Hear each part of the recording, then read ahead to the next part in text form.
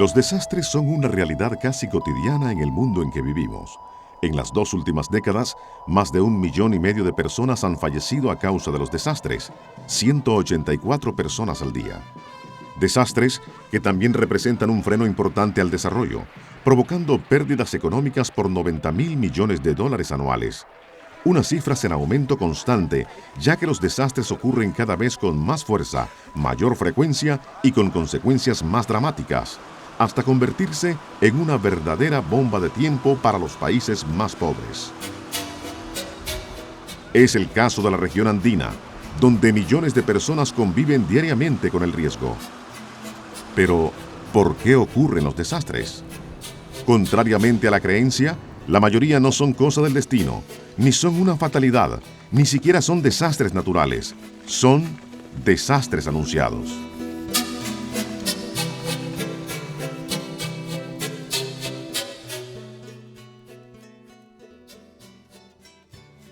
Si bien es cierto que amenazas naturales existen en todo el mundo, no todas se traducen en desastres. Depende del lugar donde se produzcan. De hecho, el 90% de las víctimas de desastres vive en países pobres. Los desastres son ante todo un problema de desarrollo. El deterioro ambiental, el éxodo rural, el crecimiento sin control de las ciudades, la falta de gobernabilidad y sobre todo la pobreza se convierten en las principales causas de los desastres. Sin embargo, las acciones de los gobiernos suelen limitarse a las consecuencias, a las respuestas de emergencia una vez ocurrido el daño. Pero en los países andinos, algo está cambiando, porque aunque los desastres no siempre se pueden evitar, existen formas de prevenirlos, controlando y reduciendo los riesgos. En ese sentido, en la región existen muchas experiencias acumuladas que nos demuestran tanto lo que se puede hacer como los errores que hay que evitar. En los países andinos, el riesgo forma parte de la vida cotidiana.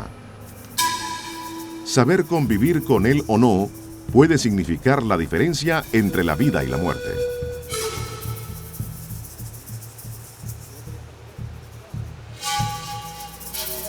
Los lugareños la han bautizado con orgullo la carretera más peligrosa del mundo.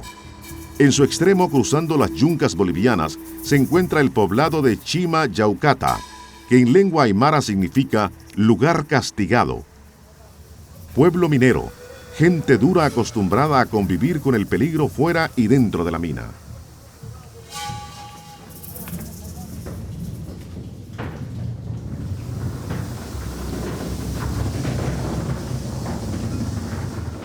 Bueno, es el destino. Si entro en un avión, no siempre puede pensar que me voy a caer. No tenemos miedo. En la región de Chima se encuentran algunas de las minas de oro más ricas del mundo, explotadas por unas 30 cooperativas. Cientos de kilómetros de galerías y socavones surcan el interior de los cerros, muchos de ellos ya al borde del colapso. El cerro Puca Loma llevaba varios días crujiendo y dando señales de alerta. A pesar de eso, aquel 31 de marzo del año 2003, los habitantes de Chima no alteraron sus costumbres.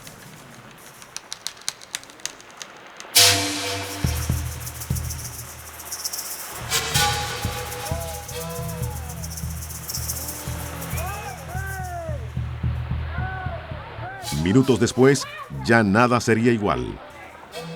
El cerro se derrumbó, arrasando la tercera parte del pueblo y dejando 57 muertos, un número no determinado de desaparecidos y unas secuelas de dolor que nunca se borrarán.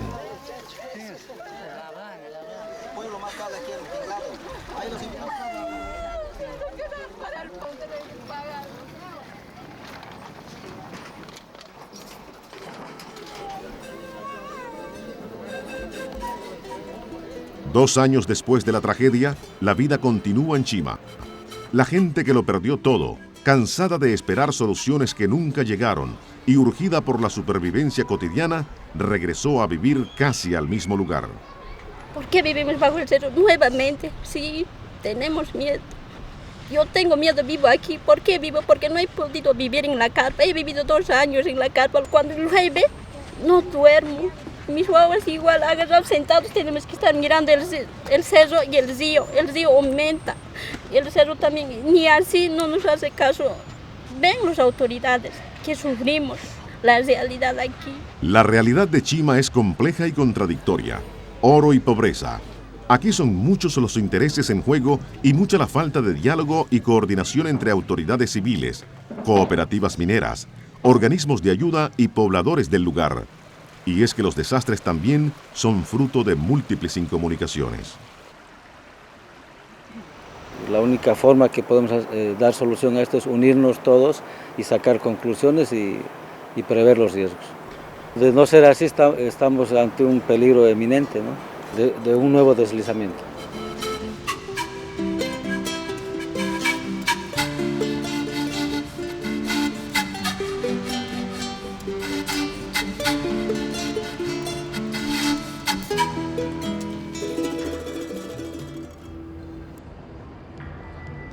La ciudad de Manizales, en el corazón de la cordillera central de Colombia, es otro ejemplo de población en riesgo. Ninguno falta. Deslizamientos, inundaciones, incendios, terremotos y nada menos que 8 volcanes en sus cercanías. Realmente es una ciudad de alto riesgo por la sismicidad que tiene y otros factores que influyen para que sea un castillo de arena parado sobre un flan de gelatina. No obstante, la amenaza que más afecta a Manizales son los deslizamientos o deslaves que con frecuencia ocurren en alguna de las 360 laderas que rodean la ciudad. Unas laderas deforestadas y con fuertes pendientes que se convierten en una amenaza permanente, sobre todo para los habitantes de los barrios más pobres. En los últimos 40 años, los deslaves han causado la muerte de más de 300 personas y la evacuación de 2.500 viviendas con más de $4 millones en daños económicos. Basta con 1 o 2 días de fuertes lluvias para que el riesgo de deslizamientos se haga inminente, muchos de ellos con trágicas consecuencias.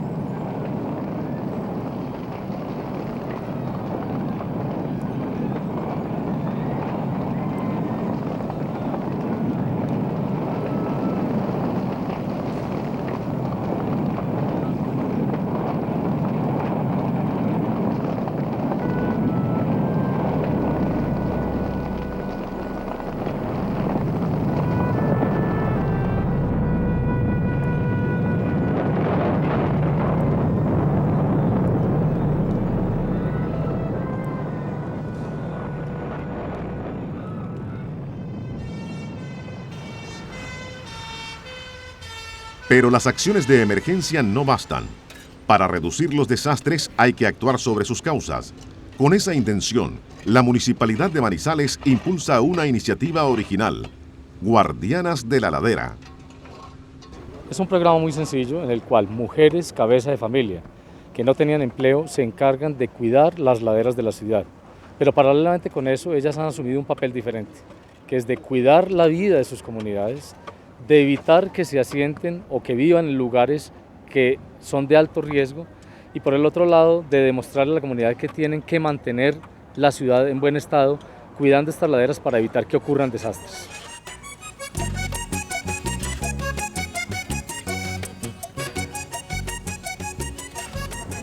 ¿Qué estaba haciendo ahí abajo?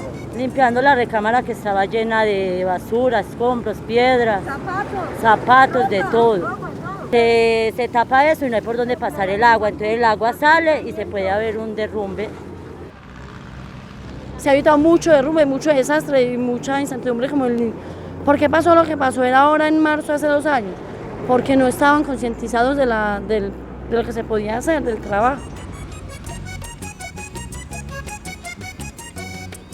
Tiene una ascendencia natural sobre la comunidad, entonces a la vez de que tienen sentido de pertenencia, la comunidad las acata porque es mi vecina, mi amiga la que está trabajando, porque no solo es el mantenimiento de las obras, las guardianas de la ladera, con el grupo de profesionales ya son 160 ojitos, son los ojos como los del pavo real cuando extiende su cola, son 160 ojos pendientes de todas las laderas para que no haya asentamientos espontáneos, para que no haya cultivos limpios, para que no haya sobrepastoreo, para que no haya fallas técnicas de las obras de estabilización, para que no haya agrietamientos del terreno.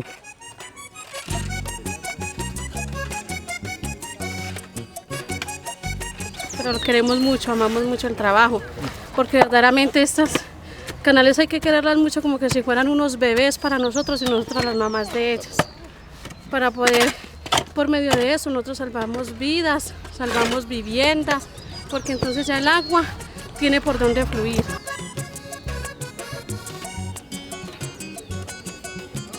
En este momento lleva el programa 18 meses y hasta ahora no se ha oído más tragedia de ninguna.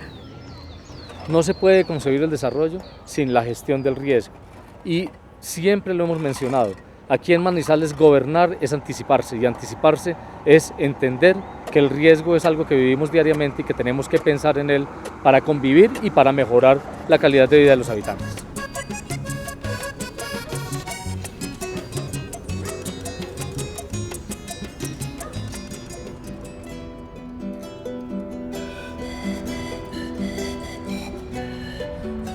En las grandes ciudades, con su crecimiento desordenado, es donde más se concentran los riesgos. Se estima que en el año 2007 la mitad de la población mundial vivirá en centros urbanos. La Paz es un buen ejemplo de ciudad en riesgo. El 60% de su territorio se encuentra en laderas con fuertes pendientes. No tener en cuenta este factor puede llevar a situaciones como la que ocurrió el 19 de febrero del 2002. Bastó una violenta granizada durante 60 minutos para que la ciudad colapsara dramáticamente.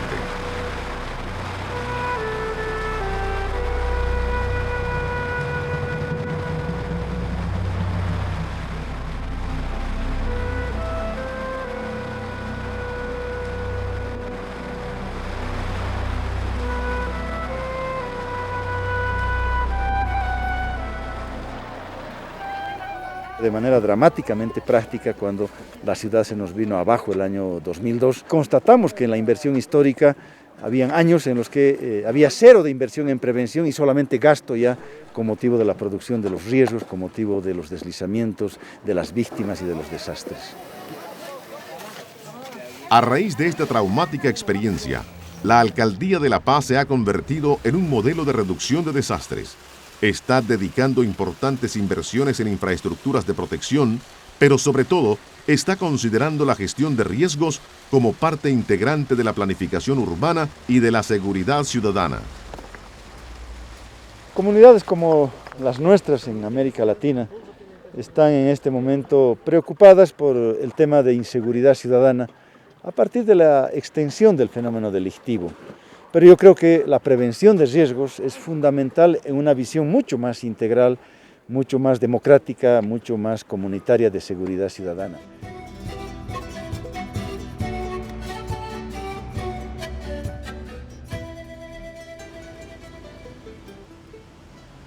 Lima, 8 millones de habitantes.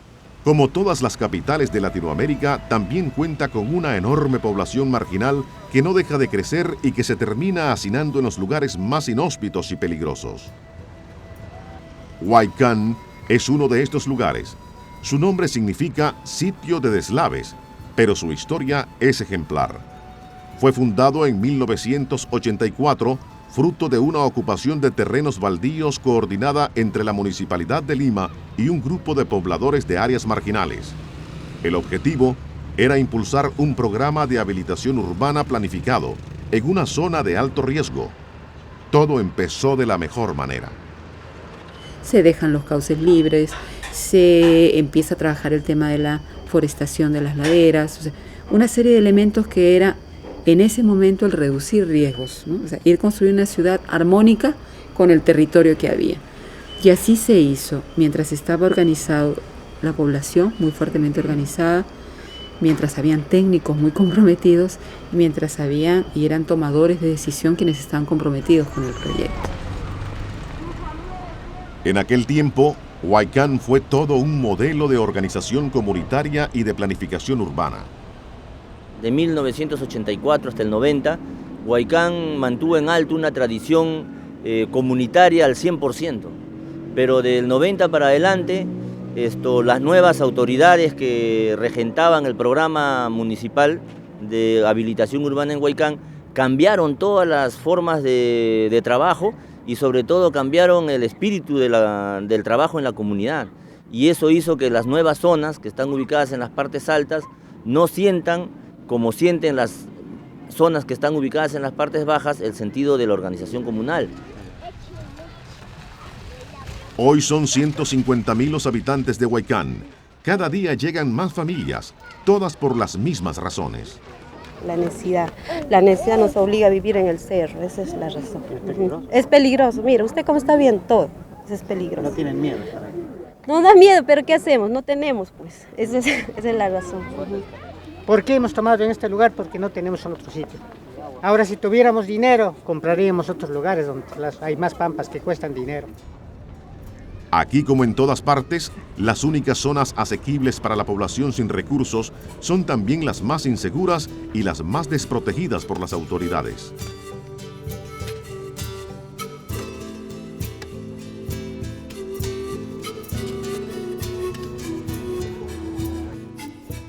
Y el Huaycán que se ve ahora es un Huaycán totalmente distinto, ¿no?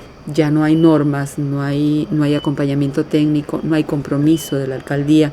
O sea, yo creo que ahí se ve como dos ciudades en un mismo territorio, ¿no? En esas condiciones, es inevitable que los riesgos sean cada día mayores. Y si acá no se toma inmediatamente o la prevención de riesgo, o el apoyo necesariamente para construir un dique enorme, esto va a generar una desgracia enorme a miles de pobladores que viven en la parte baja.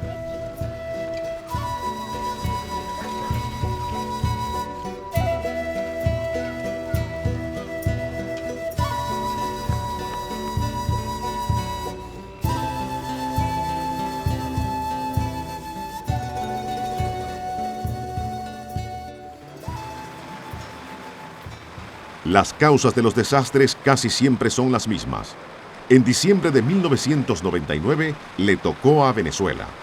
10 días de lluvia bastaron para que el país sufriera una de las mayores catástrofes de su historia. Cerca de 30.000 muertos, más de 5.000 desaparecidos y 600.000 personas afectadas. Los daños y pérdidas materiales se estimaron en más de 15 billones de dólares. Esta situación exigió considerables recursos financieros para realizar acciones de emergencia y rehabilitación de las poblaciones afectadas. A raíz de esta y otras catástrofes, el presidente de Venezuela, en alocución televisiva, anunció un giro radical en las políticas del gobierno. Presten atención al máximo, les ruego. De la administración de desastres hacia la gestión de riesgos. Repito, es un poco hacia dónde debemos ir. ¿De dónde hacia dónde? De la administración de los desastres, que es lo que estamos haciendo, respondiendo a los desastres y administrándolos en crisis, él propone que marchemos hacia un modelo de gestión de riesgos integral, que incluya lo preventivo.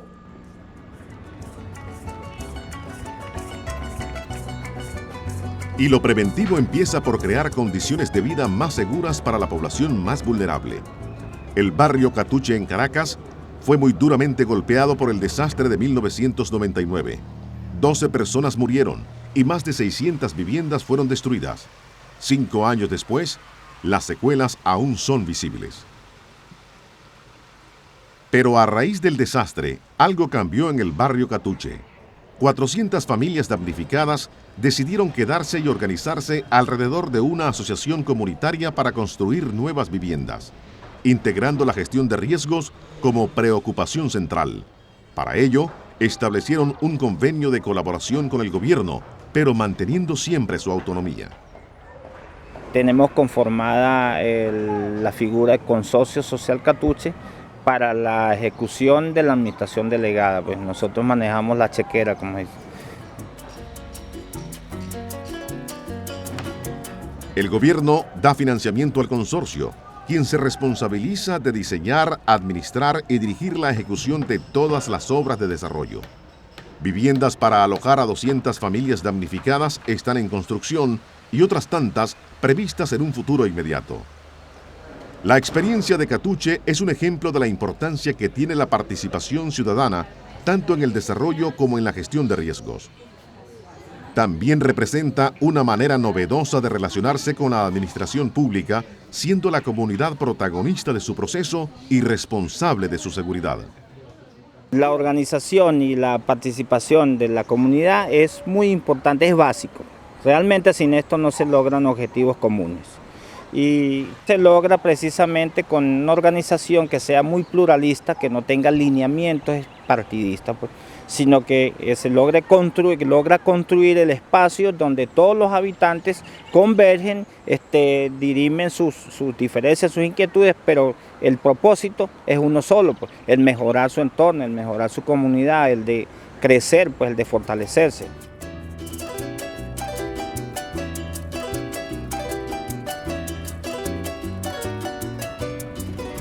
Dianauco para el bambú, Dianauco para el bambú, adelante bambú. Dianauco para el bambú, Dianauco para el bambú, adelante bambú. ¿Cómo ves la quebrada, los niveles y el monitoreo, cómo está el cambio? Pero mira, en estos momentos está normal, no hay ningún tipo de problema.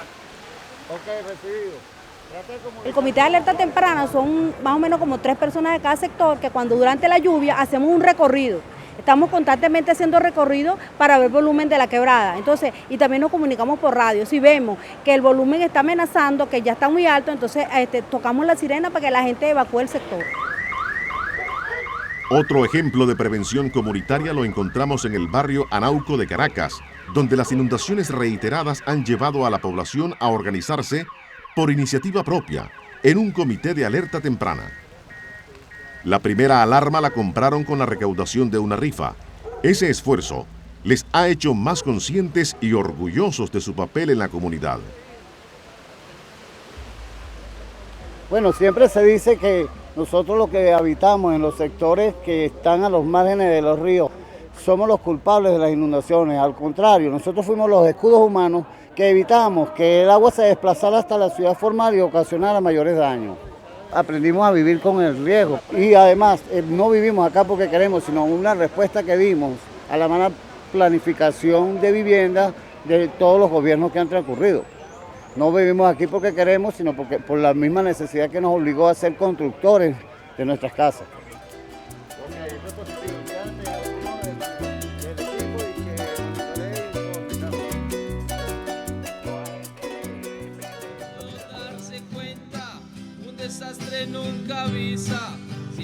¿Por qué es más fácil conseguir dinero para un ataúd que para un remedio? Frases de Kofi Annan de Naciones Unidas, para demostrar que es más fácil atender siempre el desastre después de que ha ocurrido, sacar los muertos, llevar los colchones, transportarlos, hacer todo esto, que haber prevenido todas estas muertes, todos estos daños y todas estas características. En Armenia, la palabra prevención tiene un particular sentido. El 25 de enero de 1999, un terremoto arrasó con gran parte de la ciudad. Desde entonces, en Armenia se han aprendido muchas lecciones. Las oficinas de prevención y atención de desastres o los comités locales no son solamente los que atienden heridos, no es solamente para atender una emergencia. Nosotros tenemos como función fundamental trabajar el tema de la prevención y la mitigación del riesgo. En Armenia y la región del Quindío, la participación activa de los gobiernos locales ha permitido llevar a cabo una política ejemplar de reducción de desastres. Lo básico de todo este trabajo que hemos venido desarrollando es la voluntad política, porque sin la voluntad política no se puede dar continuidad a los procesos. Podemos tener buena voluntad nosotros, pero sin la otra parte no hay nada. Un buen ejemplo de estas iniciativas es la inclusión de la gestión de riesgo dentro del plan escolar. El conejo feliz, y estoy aquí porque tengo una misión muy importante que cumplir. Primero, cómo enseñarles a vivir preparados por si ocurre algún desastre. Y segundo, a combatir contra ese malvado gato o amenaza. La necesidad de la prevención es, en Armenia, una lección duramente aprendida. El terremoto del 99 destruyó el 80% de los centros educativos de la ciudad. Pensemos ahora en capacitarnos con las entidades especializadas en estos desastres.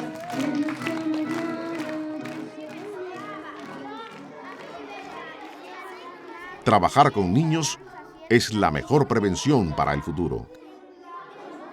Dice aquí, te metiste debajo de la mesa para protegerte. Avanza 4 ejercicios. Ya este juego solemos hacer todos los días viernes para ir cada vez concientizando a los niños lo que tienen que hacer en caso de que tengamos que vernos abocados a una evacuación inmediata.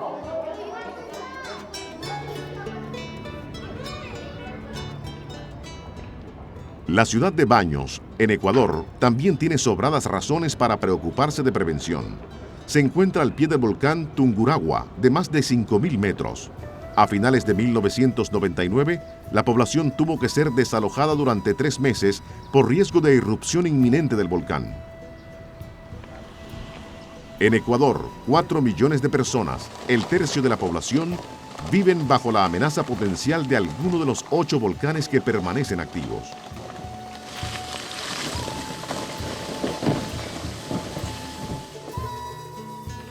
A raíz de las últimas amenazas, en el municipio de Baños se creó la Defensa Civil, que hoy cuenta con 40 voluntarios, aunque el proceso no ha sido nada fácil. Lo primero que tenemos que hacer es capacitar a las autoridades, porque si las autoridades no están capacitadas, difícilmente nosotros vamos a poder conseguir algo. Un ejemplo claro, nosotros trabajamos 3 años en capacitación para informar a la población de que una quebrada era una quebrada de máximo riesgo, y bastaron 3 palabras de una autoridad que dijo, inauguró un puente o una obra en ese sector y dijo, esta es una obra para la evacuación. Todo esto que nosotros hicimos en 3 años se fue al piso en menos de 10 segundos.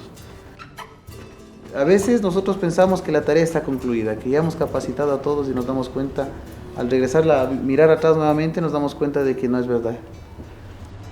Pasó un fenómeno y aparentemente deberíamos aprender de esta experiencia, pero a veces no lo hacemos. Y somos necios y tenemos que volver a repetir una mala experiencia para de alguna forma decir que quedó algo en nuestra conciencia, en nuestro ser. Nuestro modelo de sociedad ignora a la naturaleza y no toma en cuenta su dinámica. Por eso nos cuesta tanto entender que los fenómenos naturales no necesariamente son malos y que se puede coexistir con ellos. Las Islas Galápagos son un gran ejemplo. Consideradas como el último reducto existente de vida silvestre, aquí ocurren constantemente fenómenos naturales, pero forman parte del ciclo de la vida y no necesariamente se convierten en desastres.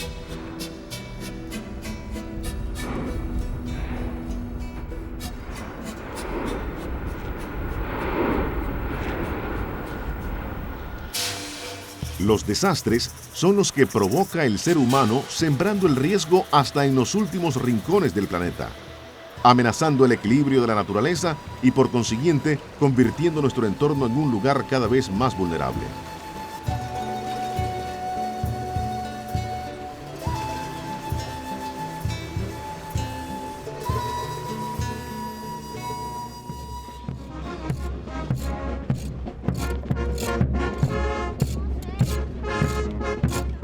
Si reducir los desastres es ante todo aprender a vivir en armonía con nuestro entorno, la cultura de los pueblos andinos, sus tradiciones milenarias y su profundo conocimiento de la naturaleza tienen mucho que enseñarnos.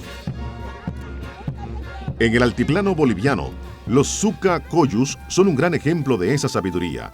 Hace más de 3.000 años, la civilización Tiwanaku, precursora de los incas, supo combinar admirablemente gestión de riesgos y desarrollo productivo. Este sistema de canales y camellones llamado Suca Coyus permite que la tierra se mantenga húmeda, impide las heladas, evita las inundaciones y al mismo tiempo le da mucha más fertilidad a la tierra. Lo que hace es sacamos canales, entonces hay más producción, hay inundación también se defiende, ¿no? Socacollo. Hubo que rescatar del olvido estos conocimientos ancestrales y prácticas comunitarias para reencontrar por fin un sistema de producción adaptado al altiplano y a sus condiciones climáticas extremas. Este es el mérito del trabajo llevado a cabo por el programa Prosuco. Las amenazas más presentes y continuas aquí en el altiplano son las heladas, son las sequías, las inundaciones, las granizadas, ¿no? Y entonces el sucacollo ha venido a ser una especie de una tecnología muy útil, muy apropiada para hacer frente a estas amenazas, ¿no? El sucacollo más que todo de las inundaciones, el agua se lo lleva cuando no había sucacollos. Ahora con los sucacollos nos defendemos, se salvan nuestras chacras, nuestras parcelas, nuestros papas, nuestros sembraríos. Hasta hoy más de 2.000 familias se han integrado al proyecto. El éxito de esta experiencia es el mejor ejemplo de que gestión de riesgos y desarrollo sostenible no pueden avanzar por separado. Porque aquellos años nosotros cuando no estábamos con Prosuco, tampoco nos hacíamos sucacollos, no había producto ni para nuestro consumo. Ha producido, bien alegre estoy, señor ingeniero. Ahora viéndolo eso, nosotros estamos difundiendo a otras comunidades para que nuestros hermanos igual que den su producción y que tengan más entrada la plata, que salgan de la pobreza, que ellos más desarrollen.